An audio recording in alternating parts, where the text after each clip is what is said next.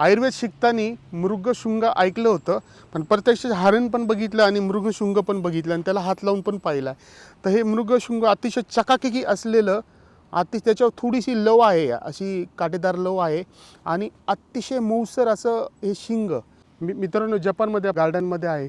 तर आपल्याला हे मृग म्हणजे हरिण दिसलं आहे. आपल्याकडे बघतो एवढे मुक्तपणे हरण संचार करू शकत नाही, पण इथे अगदी मुक्तपणे हरणं संचार करतात. आणि विशेष म्हणजे मी तुम्हाला याच्यातलं आयुर्वेदात या हरणाच्या शिंगाचा काय उपयोग होतो तो सांगणार आहे. मित्रांनो, हरणाच्या शिंगाला मृगशृंग असं म्हटलं जातं.